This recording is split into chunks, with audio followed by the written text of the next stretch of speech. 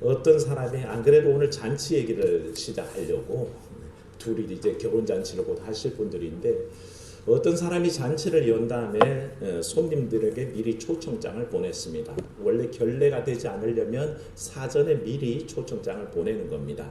그래서 잘 준비한 다음에 몇 명에게 초청장을 보냈으니 얼마를 준비하겠다 잘 준비한 다음에 그 당일이 가까워오면 이제 사람을 보내서 잔치 준비가 다 됐으니 오십시오라고 청하게 됩니다. 그렇게 청하러 갔더니 아니 웬걸요 사람들의 반응이 각각 나타나는데 어떤 사람은 제가 밭을 샀는데 이번에 그 밭을 돌보러 가야 됩니다. 태풍 링링이 와가지고 쓸어버려가지고 내가 그걸 어떻게 알 수 있겠습니까? 지금 나가봐야 됩니다. 그러니 좀 양해해 주십시오. 허탕을 쳤습니다. 다른 사람이 또 왔더니 와주십시오. 준비가 다 됐습니다. 그랬더니 이번에 5결의 소를 샀는데 이 결의소들도 시험해 봐야 되니 제발 좀 양해해 주십시오. 그렇게 얘기를 하는 겁니다. 또 한 사람을 찾아가서 얘기했더니 이번에 내가 장가가게 생겼으니 그 잔치는 못 가겠습니다. 그렇게 거절을 하는 겁니다. 이 이야기를 우리가 먼저 짚는 것은 오늘의 본문 말씀과 사실 앞쪽에 연결되어 있는 15절 말씀이 바로 이 얘기로 시작이 되는데 이 얘기는 상호 떨어져 있는 말씀이 아니라 연결되어 있는 말씀입니다. 제자도와 하나님의 잔치의 부르심은 사실 초청에 응한다는 뜻에서 같은 맥락 속에 서 있다는 것입니다. 그런데 예수님께서 먼저 이 잔치에 비해서 사람들이 자기 상황을 얘기하고 나는 못 가겠습니다 하는 그 상황을 얘기한 다음에 연이어서 예수님의 제자가 되려면 어떻게 해야 되는지를 그 초청에 관해서 또 얘기를 하시는 거죠. 근데 오늘 우리가 먼저 시작하는 이 잔치의 비유는 굉장히 우리의 일상의 얘기라는 것입니다. 우리의 삶에는 얼마든지요 다른 사람의 초청이 있었습니다.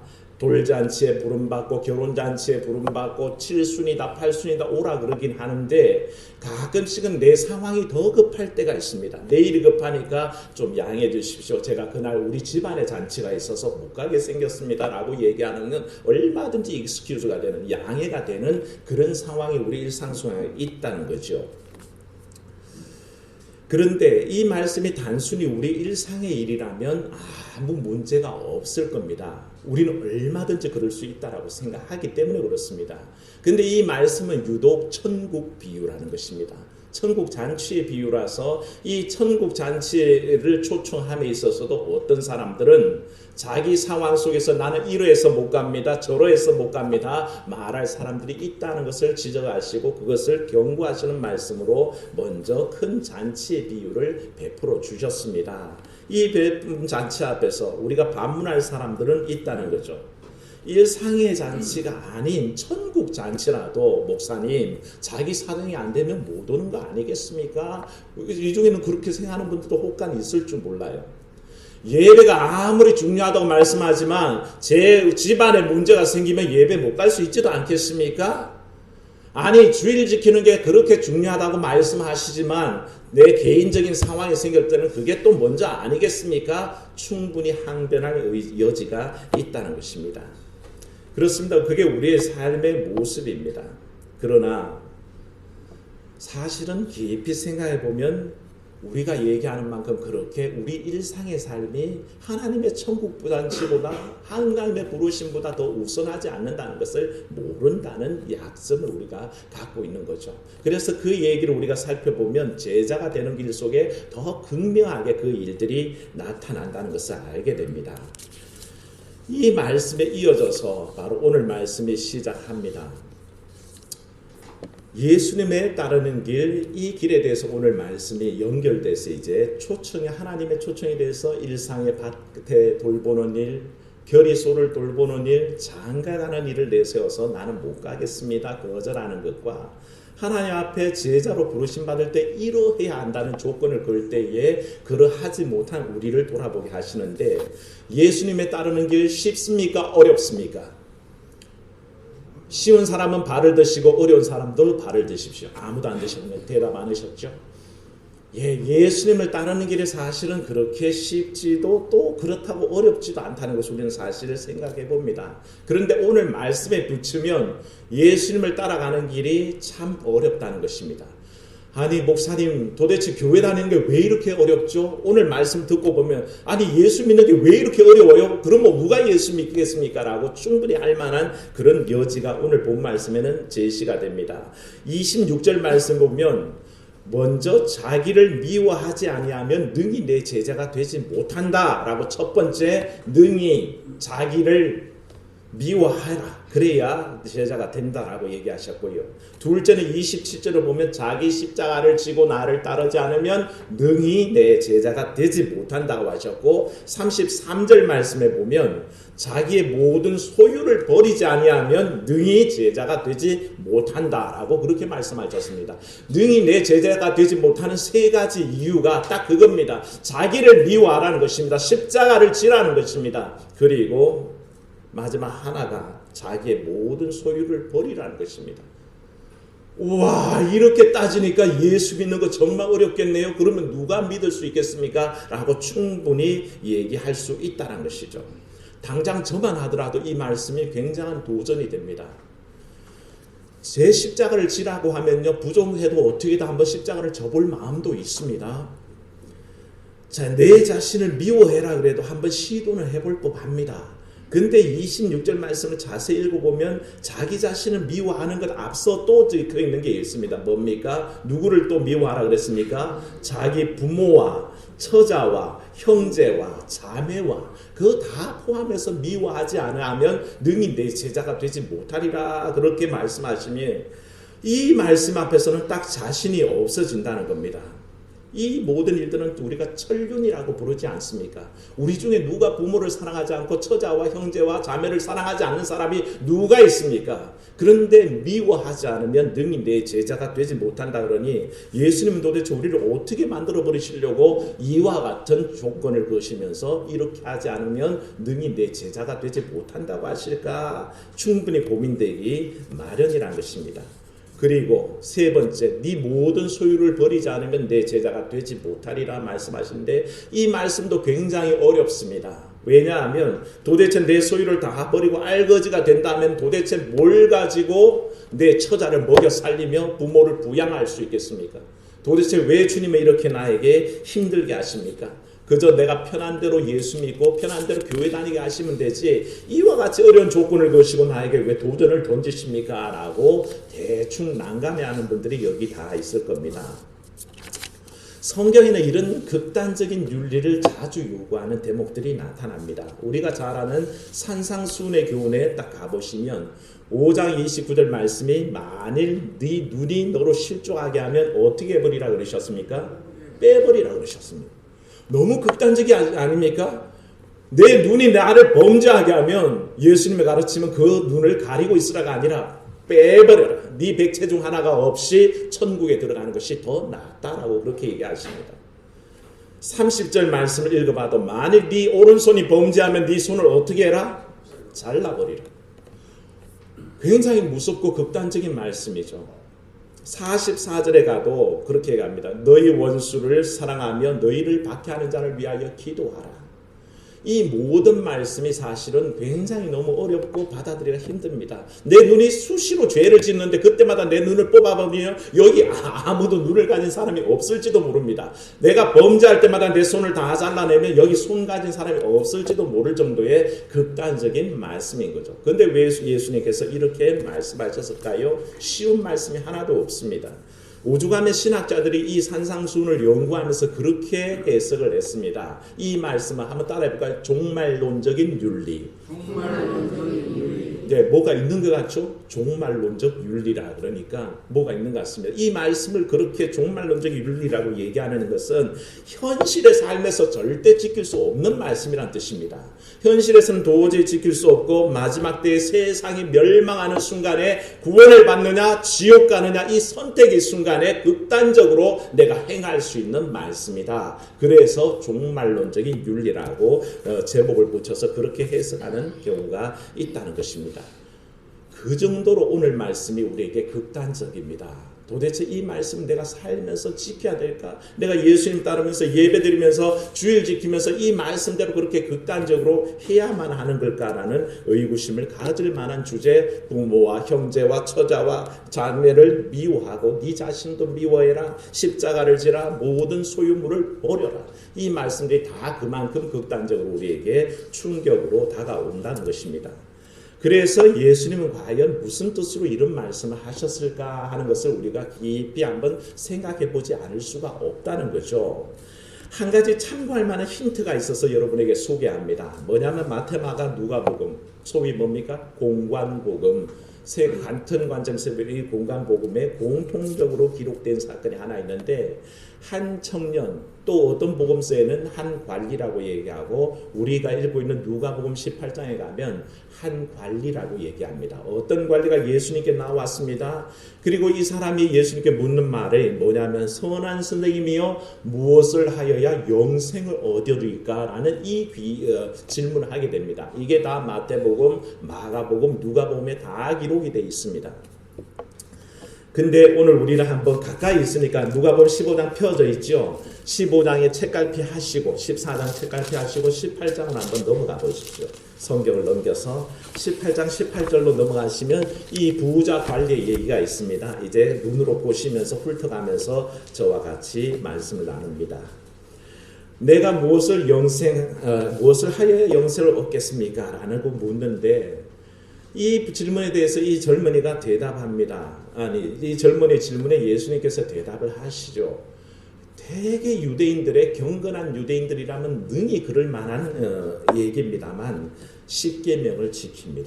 그래서 이 청년이, 이 부자 관리가 대답하기를, 저는 어릴 때부터 이 10계명을 다 지키고 있습니다 라고 그렇게 대답을 합니다. 마가복음의 기록에 보면 이 모습이 얼마나 기뻤던지 예수님께서 그를 사랑하사, 쳐다보시고 사랑하사라는 것을 마가복음에는 기록하고 있습니다. 누가복음은 그 기록이 없죠. 그만큼 사랑하실 수가 없습니다. 생각해 보십시오.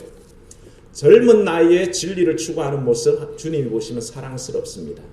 관리로서 남들은 재물을 탐하고 권력을 탐할 때 말씀을 따라가고 교훈을 지키고 계명 지키려고 애쓰는 사람은 하나님께서 사랑스럽게 보신다는 겁니다. 여러분들에게 이런 삶이 있기를 축원합니다. 우리 다솔양 예비신랑, 바로 하나님은 그런 삶을 기뻐하셔요. 진리를 추구하고 영생을 향해서 달려가는 그 마음이 있으면 하나님께서 기뻐하시고 사랑스러운 눈으로 바라보시는 겁니다. 그래서 예수님께서 이 젊은이에게, 이 관리에게 하나를 더 보태서 얘기하실 때 절대 부담 주시려고 미워서 에이 한번 당해봐라 이런 마음으로 주신 게 말씀이 아니라, 말씀에는 사랑하사라는 말씀이 포함되어 있습니다. 그래서 사랑하셔서 하시는 말씀은 네가 부족한 것이 한 가지가 있으니, 사랑하는 마음에 이게 보충됐으면 좋겠다는 겁니다. 이것만 더 잘하면 정말 영생에 이를 것 같은 복을 누릴 것 같습니다. 그래서 예수님이 힌트를 주시기를, 가서 네 재산을 팔아 가난한 자들에게 나눠주고 그리고 와서 나를 쫓으라 라고 말씀하신 거죠. 이 말씀을 들은 다음에 굉장히 이 부자 청년이 고민합니다.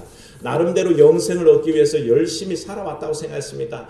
계명을 다 지키고 살아왔다고 그러는데 예수님이 딱 던지는 말씀은 새 소유를 다 팔아서 가난한 사람들 나눠준 다음에 예수님 쫓아와라 하는 말씀 앞에서는 그가 부자인 거로 근심하며 돌아갔다라고 얘기합니다. 쉽게 결단할 수가 없었다는 거죠. 오늘 우리 말씀의 주제와 동일합니다. 세 번째 능히 제자가 되지 못하는 길이 뭡니까? 네 소유를 다 버리라는 거 아닙니까? 그것과 이 청년에게 말씀하신 네 소유를 다 팔아 가난한 자들에게 주고 나를 쫓으라는 말씀이 일맥상통하는 같은 뜻이라는 겁니다. 이 말씀을 하신 다음에 이 청년이 근심하며 돌아갔는데, 예수님께서 이 청년이 근심하며 돌아가는 모습을 가만히 보면서 한 가지 말씀하셨습니다.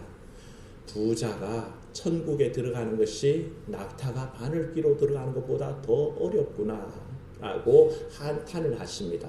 이 한탄하는 모습을 보되 이제 문제가 뭐냐면 남아있던 사람입니다. 제자들입니다. 그러면 도대체 주님 누구라서 구원을 얻을 수 있겠습니까? 라고 반문할 수밖에 없죠. 물어봤습니다. 그랬더니 사람으로 할 수 없는 것을 하나님께서는 할 수 있느니라 하시는 알쏭달쏭한 말씀만 던져놓고는 예수님께서 말을 접으시려고 합니다.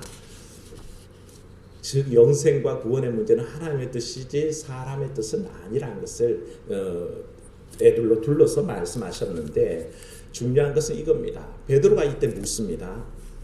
부자 청년이 자기 것을 못 버리고 근심하며 돌아가는 그 모습을 본 다음에 부자는 낙타가 바늘기로 들어가는 것보다 더 천국 가기가 어렵다 하는 이 말씀을 듣고 베드로가 한 가지를 더 묻습니다.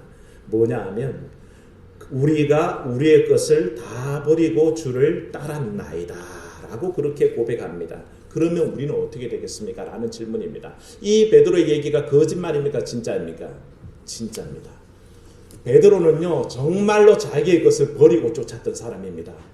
어떤 제자는 아버지도 버리고 그물도 버리고 배도 버려두고 예수님을 쫓았고요. 베드로와 그 형제들은 자기 그물을 깁던 것을 다 버려두고 예수님을 따라왔던 제자들입니다. 어떤 사람은 세관에 앉아서 돈 가지고 세금 계산하다가 예수님이 너는 나를 따라오라 그랬더니 그 모든 거 버려두고 예수님을 쫓아왔던 사람들입니다. 정말 그들은 자기의 것들을 버리고 참 내 제자가 되라면 너희가 이러이러해라는 거기에 부합되는 삶을 살려고 애썼던 제자들이 거기 있습니다. 그들이 묻습니다. 우리는 어떻게 됩니까? 우린 다 버리고 주를 쫓았는데요. 그랬더니 예수님의 대답이 그것입니다. 하나님의 나라를 위하여 집이나 아내나 형제나 부모나 자녀를 버린 자는 현세의 여러 배를 받고 내세의 영생을 받지 못할 자가 없느니라. 믿으십니까? 자기의 것을 포기하고 예수님을 쫓았을 때에 예수님께서 허락하신 것은 기억해 두십시오. 현세의 복락과 영생의 복락을 허락하신 줄로 믿습니다. 둘 다 주셨습니다. 현생의 복락과 내세의 영생의 복까지 다 허락되어 있다고 예수님께서 미리 말씀하셨다는 겁니다. 이미 예수님의 제자들 중에는 아버지도 버렸습니다. 정말로 배도 버렸습니다. 그물도 버렸습니다. 자기 소유를 포기하고 주님을 쫓은 사람들이 있습니다. 그들에게 약속된 복이 있다는 겁니다. 이제 말씀으로 이제 전제를 두고 돌아가 봅니다. 다시 원래의 말씀으로 돌아오십시오. 그래서 25절에 딱 들어가면 출발이 이렇습니다. 수많은 무리가 함께 갈새 예수께서 돌이키사 이르시되 오늘 제자가 되려는 사람들은 이러해야 된다라고 말씀하시는 것은 정확하게 25절을 참고하면 제자들에게 하시는 말씀이 아닙니다. 지금 예수님을 쫓아오는 수많은 무리들에게 돌이켜서 하시는 말씀이란 겁니다. 그들에게 말씀하시되 너희가 도대체 나를 쫓아오는 이유가 뭐냐? 너희 좀 생각해 봤느냐? 앉아서 자세히 네 삶을 계산하고 그렇게 나를 따르는 거냐? 아니면 도대체 며칠 전에 먹었던 오병이어의 기적 때문이냐? 아니면 내가 행하는 기적들 때문이냐? 병자가 일어나는 모습 보고 그러느냐? 도대체 내가 행한 기적에 놀라서 나를 쫓아오는 거냐? 그래서 날 왕으로 삼으려고 나를 쫓아오려는 거냐? 그렇게 지금 물어보시는 말이 이 말씀의 맥락 속에 있다는 것입니다. 제자들에게 하시는 말씀이 아닙니다. 그냥 쫓아오고 있는 수많은 무리들을 향해서 돌이켜서 그들에게 말씀하시되 너희가 정 제자가 되기 위해서 나를 쫓아온다면 잘 생각해라. 이와 같은 조건이 있는데 부모와 처자와 형제와 자매와 더욱이 자기 자신 목숨까지 미워하지 않으면 능히 내 제자가 되지 못할 것이다. 이 얘기에서 벌써 수많은 무리들이 수근수근거립니다. 그렇게 어려운 길이었어? 자기 십자가를 지지 않으면 능히 내 제자가 되지 못하리라. 그래? 내 십자가 뭐지? 내가 뭘 지어야 되지? 네 소유물들을 다 버리지 않으면 능히 내 제자가 되지 못하리라. 아이고 헛방이다. 이러다가는 예수님 쫓다가는 쫄딱 망하겠다. 실제로 요한복음에 가면요. 예수님께서 천국의 비유를 말씀하시는 중에 나는 생명의 떡이다 라고 말씀하셨죠. 오병이의 기적에 제가 몇 달 전에 설교 때 말씀드렸습니다. 그때에 그 어려운 얘기를 했더니 사람들이 수군거리다가 그러면 도대체 믿을 사람이 누가 있느냐라고 그때부터 많은 제자들이 예수님을 떠나가서 다시는 예수님과 동행하지 않더라 하는 것을 기억하시죠? 그와 똑같습니다. 수많은 사람들이 이 제자도의 어려움 속에 많이 포기할 수밖에 없다는 것입니다. 무리를 지어서 쫓아오긴 하는데 예수님을 도대체 왜 쫓아가는지, 왜 쫓아가면서 제자가 되려고 하는지 그게 대해서 전혀 알지 못하는 이들에게 참된 의미를 설명하십니다. 그 중에 두 가지 비유를 말씀하시는데, 첫 번째 비유가 망대를 쌓으려고 하려면 너희가 예산을 계산하지 않느냐, 돈을 헤아려 보고 이 공사가 끝마칠 수 있는 재원이 확보됐는지를 안 다음에 공사를 시작해야지. 그게 끝날 징조도 안 보이는데, 조짐도 없는데 무턱대고 벌리면 얼마나 창피한 일이냐라고 얘기하는데, 사실은 이 두 가지 비유가 다 역사적인 배경을 갖고 있습니다. 헤롯 때는 굉장히 많은 관급 공사들을 진행을 했었습니다. 그런데 헤롯이 하는 일들마다 버려놓기는 버려놓는데 재원이 없어서 마무리 짓지 못한 일들이 너무 많았습니다. 그래서 사람들, 백성들은 늘 우스개로 저 바보 같은 놈, 언제나 공사를 시작하지만 끝맺지도 못하는 저런 한심한 사람이 있나라는 게 일반 정서였습니다. 예수님도 그 얘기를 아니까 똑같은 비유를 드신 거죠. 너희가 망대를 건설하려 그러면 미리 앉아서 그것을 끝마칠 수 있는지 미리 예산을 따져보지 않겠느냐라고 얘기한 것이 그 현실을 방편으로 두고 배경으로 두고 하신 말씀입니다. 두 번째 비유가 뭡니까? 전쟁에 참가하려는 전황이, 그 전쟁하려면 도대체 내 1만 명으로 2만 명을 이길 수 있을까 없을까 계산해보고 난 다음에 전쟁해야 되지 않겠느냐라는 뜻입니다. 병법의 기초가 뭡니까? 지피지기다는 백전불퇴라라는 게 병법의 기초입니다. 나를 알고 적을 알면 100번을 싸워도 물러남이 없다라는 게 지피지기 백전불퇴라는 말입니다. 미리 따져봐야 된다는 것입니다. 날 알고 적을 알고 잘 따져봐야 되는데, 이 이야기도 그 역사적 배경 속에 헤롯이 누구랑 결혼하게 됩니까? 헤로디아랑 결혼하는데 그 전에 전처가 있습니다. 전처가 있었던 게 아라비아 공주 출신의 왕비가 있었습니다. 그런데 필립, 자기 이복 동생 필립의 아내였던 헤로디아를 빼앗아 오기 위해서 먼저 자기 전처를 이혼해서 아라비아로 돌려보내버립니다. 그러면 그 나라에서 가만히 있겠습니까? 아라비아가 화가 나서 쳐들어왔죠. 그런데 그러면 사실은 잘못했다고 수그리면 되는데, 아라비아는 전쟁이 한번 터져가지고 크게 패하게 됩니다. 그래서 뭐합니까? 항복하고 화친을 맺을 수밖에 없었던 역사적인 사건이 있었습니다. 그 이야기를 빗대어서 예수님께서 전쟁을 하려면 미리 적과 나를 계산해서 이길 수 있는 전쟁을 해야지, 안 될 것 같으면 가서 화친을 청할 일이지 왜 미련하게 붙느냐, 이 말씀을 비유로 얘기하신 거죠. 이 두 이야기의 공통점은 뭡니까? 뭔가를 작심하기 전에는 그 일의 결과까지 다 예측한 다음에 진행해야 된다는 것입니다. 쉽게 이제 마무리를 하겠습니다. 지금 얼굴들이 딱딱해지셔서 도대체 무슨 얘기를 하냐 이런 표정으로 보고 계시는데, 이런 얘기입니다. 예수님을 지금 쫓아가고 있을 때에 내가 예수님을 쫓아가는 이 이유를 알아야 한다는 것입니다. 이 내가 예수님을 쫓아가면 얻게 생기게 되는 고난과 십자가와 어려움도 다 알고 있어야 된다는 것입니다. 그저 한때 얻어먹었던 오병이어의 기적만 생각하고 병자들이 벌떡벌떡 일어나는 그 기적만 생각하고 쫓아갈 게 아니라 제자된 삶으로 나아가면서 얻게 되는 그 피곤함과 부담과 그 거룩한 영적인 부담까지 생각하고 쫓아가야 된다라는 말씀이고, 종국에 가서는 뭐가 있냐면 아까 참 모든 것을 버리고 예수님을 쫓아간 제자들에게 뭐라고 하셨습니까? 뭐가 두 가지 있다 했습니까? 내세의 복락과 현세의 복락이 있다고 말씀하셨죠. 그건 지금 당장 주어지지는 않습니다. 더 오랜 시간이 필요할지도 모르지만 이 고난과 이 어려움들을 다 하는 예수 그리스도와 동행해 나가다 보면 언젠가는 현세의 복락과 내세 영생의 복락까지도 있다는 것입니다. 이게 예수님을 지금 쫓아가는 사람들의 머릿속에 한꺼번에 다 그림으로 앉아서 계산하듯이 다 알고 있는 내용이 돼야 참된 제자 도교를 결심할 수 있다는 것입니다. 예수 믿는다는 거 의외로 피곤할 수 있습니다. 이번 9월에 첫 이제 우리가 전도 시작했지 않습니까? 부침개 전도라서 짐도 많고 힘들었습니다. 그런데 구원군이 2분 등장했습니다. 우리 김영호 성도님하고 구영철 성도님 2분이 오셔가지고 막 짐을 날라주시고 애쓰시는데, 사실 그 일이 얼마나 귀한지 모른다는 겁니다. 예수 믿는 거 쉬운 일 아닙니다. 저 사람들은 왜 화요일 나와서 저렇게 부침개를 붙여가면서 남들에게 봉사할까? 하나님이 기뻐하시는 일이고 초청하기 때문에 거기에 결단한 사람들이 나오는 겁니다. 근데 두 분이 오셨어요. 평소에는 남자는 저 하나밖에, 이 비실비실한 이 몸을 가지고 그걸 다 했어야 되는데 두 분이서 오셔서 다 계셔주니까 얼마나 든든한지 몰라요. 예수 믿는다는 거 의외로요, 내 힘을 들이고 내 수고를 들여야 하는 일들이 많습니다. 쉽게 그저 되는 일이 아니란 것입니다. 자기 것을 포기할 때가 많습니다. 주일 지키기 위해서는요, 사실은 주일을 한 번도 빠지지 않고 다 출석하는 것은 거의 우리 가만히 보면 목사님 가정이나 장로님 가정 정도입니다. 그리고 항존지 가정 정도가 주일을 한 번도 1년 360일 안 빠지고 예배 출석하는 경우가 있고, 대부분은 자기 삶의 상황 속에 어려움을 겪게 되죠.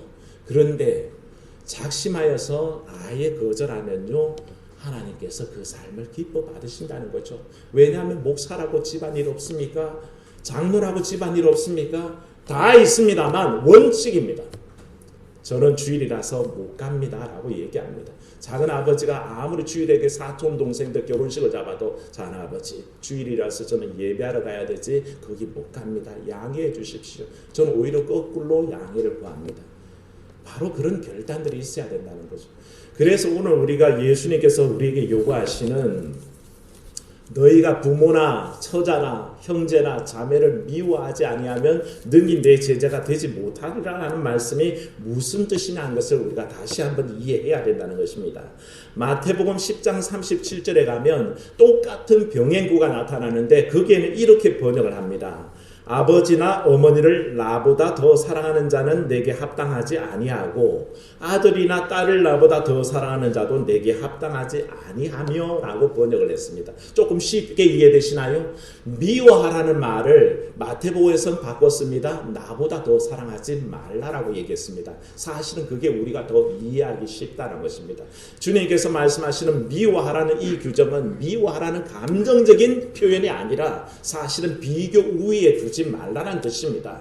예수님보다 더 앞서갈 수 있는 것은 아무것도 없고 예수님보다 더 앞세워서 드러낼 것은 없다는 뜻입니다. 주님이 가장 소중하고 주님을 쫓아가는 삶이 더 소중하다는 각오가 딱 서 있고 거기에서 파생되는 고난들, 희생들, 십자가들 다 감내할 준비가 되어 있고, 그래서 주와 함께 고난 받은 다음에 주께서 영광 받으시 그때에 내가 영광의 자리에도 내가 나아갈 것이라는 확신, 그 모든 프렌들이 다 머릿속에 들어온 사람만이 참된 제자란 것입니다.